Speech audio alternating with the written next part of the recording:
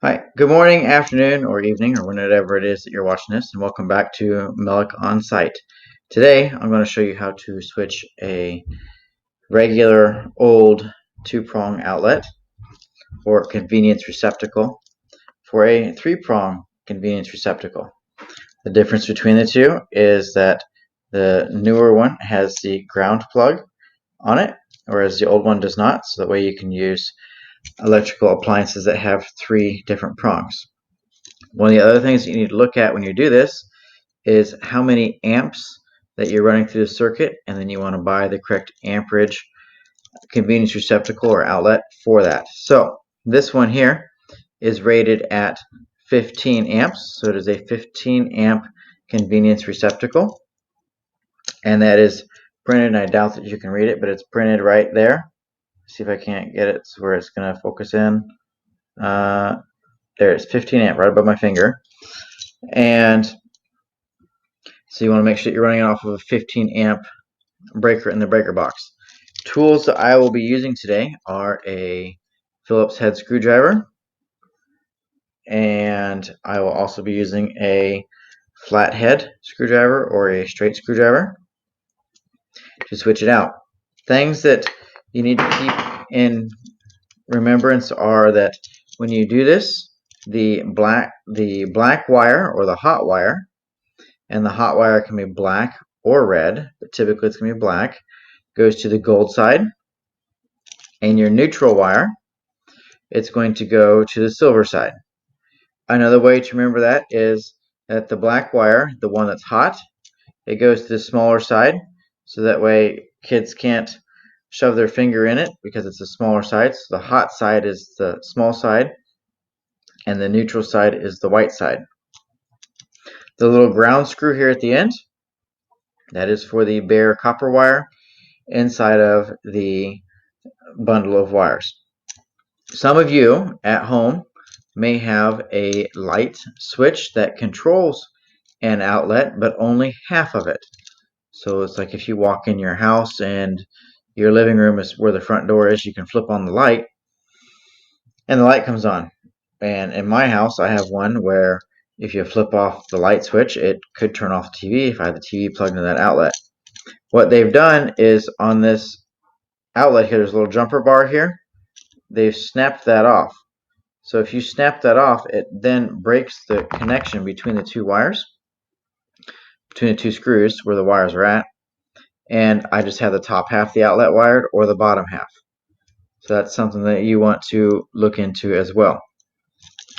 Please remember that this is just a video showing you how to do it. I am not a licensed electrician, and this is one of those things that if you do it wrong, bad things can happen to your house, such as electrical fire. But this video is to give you knowledge into how to switch out the outlets in your house. So I'm going to pause this, and I'm going to do the first thing that I want to do is I want to shut off power to my outlet. You do not ever want to work on a live outlet, as you could get shocked.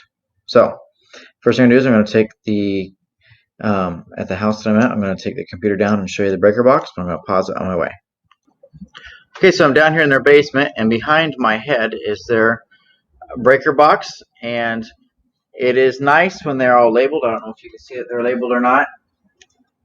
They've got some blue tape labeling it, blue tape there, and there's a circuit labeler there. As people have moved in and out of houses, sometimes they don't always label them, or as the house has been added onto, sometimes the circuits get moved around. So what I'm going to do is I'm going to trip off the breaker that I believe is the outlet, and when I go upstairs I will plug something in to see if it works. I'll show you that, and then I will continue to replace the outlet, show you what I'm doing, tell you about what I'm doing, and then we'll come back from there. So the outlet, to switch it off, if you ever trip a breaker in your house, it's just these, they're like light switches, you just flip it over. I'm going to take that, I'm going to flip it over, and now that power should be off to that breaker. Alright, so now I'm upstairs, and I am back at where the outlet's at. I have the new outlet with me, and I have my tools with me. And I'm going to position the camera so that you can see the outlet that I'm working on. And I have an Apple phone charger plugged into it. And what I'm going to do is I have my phone here. It's off. And so I'm going to plug it and unplug it. That way you can see that there's no charging on it. So I'm going to take this and unplug it and replug it, and there's nothing on it. And then to make sure that my phone is on, I've got that. Oh, do that again. There's that. And the little charging thing in the corner, it does not light up. So I know that the outlet is dead. My first step is to take and remove the cover plate. And due to the age of the house and that someone has painted over everything multiple times, it makes it a little bit more difficult. I'm going to go ahead and stick this in here and break the paint loose and pull this out. So there's the first screw.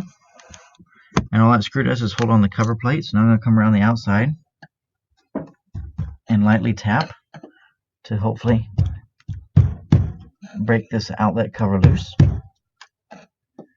And as you can see, the paint is chipping off of it because it's been on there for so long and it's been painted to the wall. And I'm working on this here.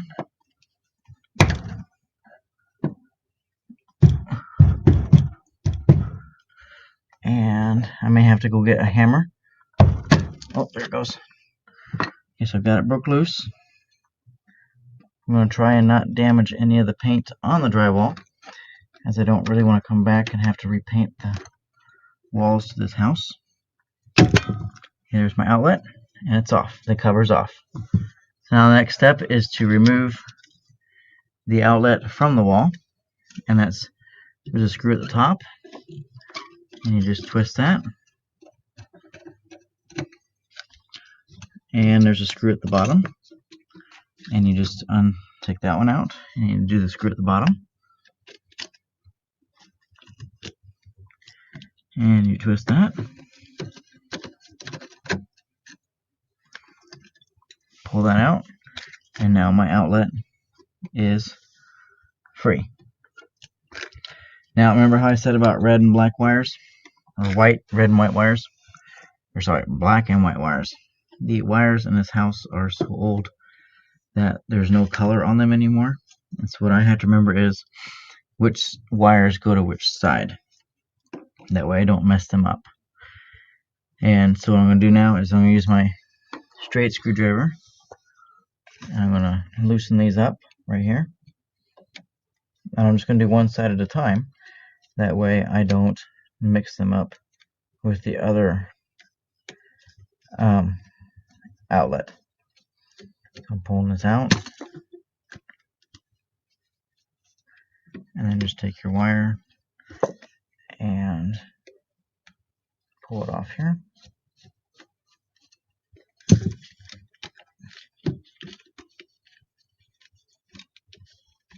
And I'll go ahead and take the screw all the way out. The newer ones, the screws don't come out.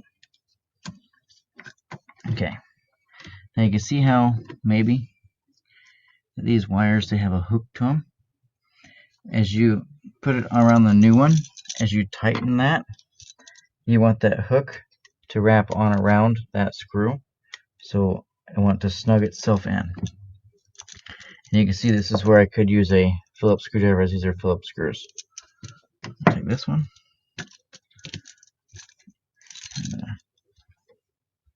Turn it up.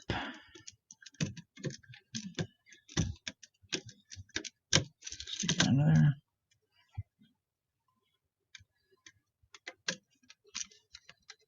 Tighten that out. The other thing that I want to do to make sure is that none of the bare copper passes below the bottom of the outlet, because then it could short out inside the wall.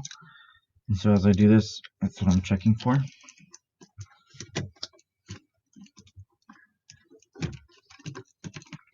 I'm trying to get this hooked in here. Alright. So there's that side.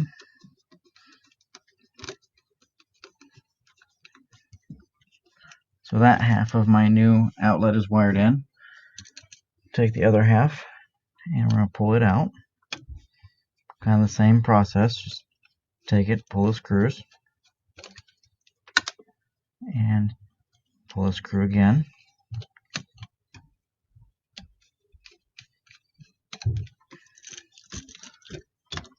Okay, and then take the wires, hook them up,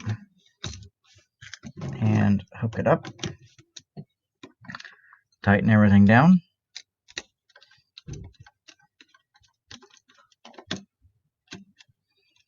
Get it snug and tight. Okay, you don't want these, definitely don't want that to be loose. You want it snug and tight.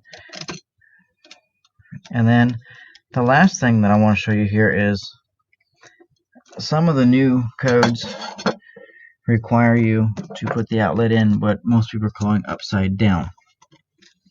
And that's because of the ground wire here, the ground plug. If on the off chance you get something and the plug-in's not plugged all the way in and something falls between the plug and the outlet, it will short out. But with that ground wire there, it'll hit and go one way or the other. It won't short it out. Whereas the other way, you can actually take it and it will short out, and then it could cause a fire. Same as like sticking a paper clip in your outlet. So I'm going to take this, I'm going to flip it upside down. I'm going to stick this back inside the wall, into the box, the threads for the box. They're there. And right back. So I'm going to pause this. You have to see me struggle to get this in here because it's not always the easiest. Alright, so finally, after struggling for about 5 minutes, I finally got the top and bottom screw back in the outlet. And now I'm ready to attach the faceplate back on. And that just clips right back on. And then I'm ready to go ahead and turn the power back on to the circuit to see if it works. Some of the problems that I'm having are that due to all the paint being on the faceplate, it's not wanting to go around the new outlet. So I'm going to have to probably pause the video and clean this up a little bit to get it to go around the faceplate. And then the other thing that I forgot to mention was on that ground wire, the green screw, I realized while I was putting it in that I had forgotten to show you how to attach that ground screw. And it's just the bare wire. In this situation, there isn't one. So, actually, no, you don't run it. You run it back to the metal on the outlet, and that grounds it back out. It helps ground it back out. So I'm going to pause this again. I'm going to clean this face frame up, and then I'll get it back on. And then I'll turn the power on, and I'll show you that it works. Alright, got the face frame on, so I forgot to unfreeze that, or hit play again. But all this is that flathead screwdriver, and then you just tighten it back up in the center of the plug. And then I've gone through and I've cleaned up my mess right here on the floor. So I'm going to go through now, and I'm going to go back down to the basement, turn the breaker on, and then come out and test this out. So I'll pause this to carry it downstairs and come back up and unpause it. Alright, so I'm back downstairs with the breaker box, and I'm going to trip it on here. So here we go, flipping it on. And, oh, it tripped on and off, which means I have a wire crossed somewhere. So I've got to go fix that, and I'll be back. Alright, due to the age of the house and how it was wired, what I'm having to do is troubleshoot and figure out which wire's doing a direct short. That's why the breaker won't trip. So I'm just going to pause this again. I'm going to move wires from one side to the other and see if I can, and then go back downstairs and trip the breaker on and see if it'll stay on. So I'm going to just pause this, and then I'll take you back downstairs once I get the breaker figured out, and then I'll trip it on, come back up, plug in the thing, and we'll go from there. Alright, I got the outlet to work, and I forgot to show you me tripping it on, but just pretty simple to flip a switch. So now I have to put the switch cover back on. See that? Get this lined up, and then put the screw in there, and let's tighten that up. The homeowner did say they did not like the new way the outlets are installed upside down, as most people believe. So I have flipped it back around so that it is quote unquote the right way up.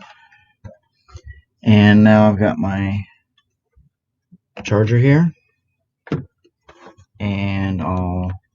see if my phone starts charging. And you've got a green light, maybe, if you can see it. You can see how it's charging there. And if I unplug that, it is not charging anymore. So, outlet fixed, and I'll go do a recap in the wood shop office. Alright, so we're here for the recap and the replacing of the convenience receptacle that I had. And what I wanted to show you was, I was not able to show you on the house because I couldn't get close enough. I had talked about red, black, and white wires, and this is a strand of red, black, and white, and then there's your ground one right there in front of the white. And what you have is typically you have a hot and hot. In other words, there's power going in that, and this is your return. So you still can't get shocked, but there's no power going into it. It's usually return power back to the ground, and then you have a ground. On your black and white, same thing, but it's just black and white and then a ground. These wires also have a different gauge. The wire here, and I'm not sure if you can read that or not, it's a 12 gauge wire, and this one is a 14 gauge wire. The gauge being how thick around the actual wire is. I doubt that you can actually see that. Well, you might be able to. The difference in how big around these wires are here. The ones in this hand are 12 and the ones in this hand are 14. And the 12 gauge, the smaller the number, the bigger the wire. There's that information. And then what I wanted to show you was, I talked about how you didn't want to strip it back too far. These here in my hand, if you're putting in outlets, these are wire strippers and cutters. What I'm going to do is I'm going to strip this back, and all you do is just pick the gauge of the wire it is, put it there, and then pull back. And then up here you have the hook here, so you can take the wire and you can bend it in that U-shaped form to have it hook around the electrical screw.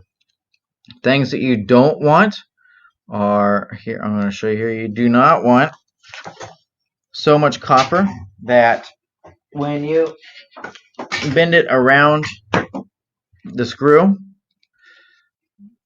that you have copper shooting off the back of the outlet. So this one here, I've got it wired up. I'm trying to get it positioned here so you can see. If I were to just tighten this up right like that, that is a maximum length, and it's actually what I like to say is too long. I really want it a little bit shorter. So what I'm going to do is we're going to straighten this out, cut this off, and bend it a little tighter. Okay, so that's like this, and oops, got my shoe a little bit, my horseshoe a little bit too tight. So that's like that. Okay. The other thing that you don't want is when you do this here, this one's too short. You don't want to have the insulation up underneath the screw. That is a bad example, and it gives you a bad connection. All you want is that copper. Anyway, I wanted to show you the difference between red, black, and white, and that an outlet is called a convenience receptacle, and the different gauge and wire. I'm not sure if you could actually see that from your seat. You definitely know it when you're moving it and bending it, as a 12 gauge is a lot harder to bend. So thank you, and I hope this video is informational for you. As it turned out, when I was in the video, I was having trouble with the breaker tripping on and off. I had wired it correctly. The breaker, due to its age, had become weak from the time just of not ever being tripped off and then tripped on and off that many times in one day. And I ended up replacing the breaker in the breaker box. So that's why it was tripping on me. It was just the breaker became weak, and it's something that you may want to look into if you end up with this trouble too. Thanks.